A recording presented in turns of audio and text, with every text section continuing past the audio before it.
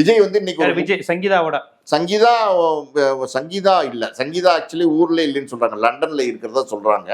சங்கீதா தரப்பு வழக்கறிஞர்கள், சங்கீதா தரப்பு அவங்க குடும்ப உறுப்பினர்கள், அதே மாதிரி விஜய் தரப்பு வழக்கறிஞர்கள், விஜய் தரப்பு முக்கியமான விஜயுடைய நண்பர்கள், அதாவது ஃபேமிலி ஃப்ரெண்ட்ஸ்ன்னு சொல்லுவாங்கல்ல, அப்படிப்பட்ட ஒரு 2 குரூப் வந்து ஒரு நட்சத்திர ஹோட்டல் நுங்கம்பாக்கத்தில் வந்து சந்திச்சு கிட்டத்தட்ட ஒரு 4 மணி நேரம் வந்து பேச்சுவார்த்தை நடத்தியிருக்காங்க. அந்த பேச்சுவார்த்தையில சங்கீதா அவங்க என்ன டிமாண்ட்ஸுங்கிறத வந்து அவங்க சொல்லியிருக்கிறாங்க.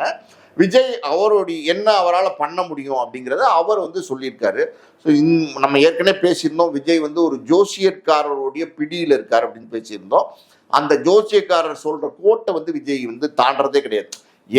எது செஞ்சாலும் என்ன செஞ்சாலும் அவர் சொல்றதுதான் வந்து விஜய் செய்யறாரு. இது மூட நம்பிக்கை தான், பட் இருந்தாலும் அவர் வந்து அதை ஃபாலோ பண்றாரு, அவரை ரொம்ப நம்புறாரு அந்த ஜோசியக்காரரை. ஸோ அந்த விஜய்க்கு நம்பிக்கையான அந்த ஜோசியக்காரரும் இந்த பேச்சுவார்த்தையில இருந்திருக்கிறார், மத்தியஸ்தத்தில் இருந்திருக்கிறார் அப்படின்னு சொல்றாங்க. ஸோ ரெண்டு பேருக்குள்ளேயும் இது முதல் கட்ட பேச்சுவார்த்தை. உடனே வந்து இந்த பேச்சுவார்த்தை முடிஞ்சிருமா அப்படின்னா முடியறதுக்கான வாய்ப்பு இல்லை. முதற்கட்ட பேச்சுவார்த்தையில இது நடந்திருக்கு. 2 பேருக்கும் என்னென்ன வேணுங்கிறது ரெண்டு வழக்கறிஞர்கள் குடும்ப நண்பர்கள் கேட்டு தெரிஞ்சிருக்கிறாங்க. அடுத்தடுத்து இந்த பேச்சுவார்த்தை என்னங்கிறது தெரிய வரும். அதுக்குள்ள பாத்தீங்கன்னா இந்த பேச்சுவார்த்தை முடிஞ்சோன்னா விஜய்வுடைய தரப்புல இருந்து சங்கீதா மேல ஒரு அவதூறு வந்து பரப்ப ஆரம்பிச்சிட்டாங்க. 250 கோடி ரூபாய் கேட்குறாங்க.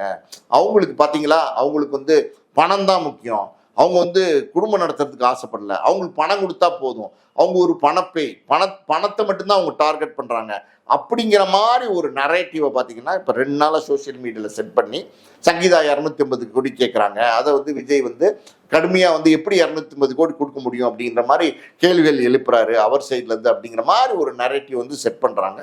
ஸோ இது எதுக்கு அப்படின்னா, எனக்கு தெரிஞ்சு சங்கீதா விஜய் அது வந்து பயங்கரமான ஒரு வன்முறையை வந்து விஜய் கையாளுறாரு. நீங்க பாத்தீங்கன்னா அடிச்சு துன்புறுத்துறது மட்டும்தான் வன்முறைன்னு நம்ம சொல்லிட முடியாது. மனதளவுல நீங்க பெரிய ஒரு அழுத்தத்தை கொடுக்கறது.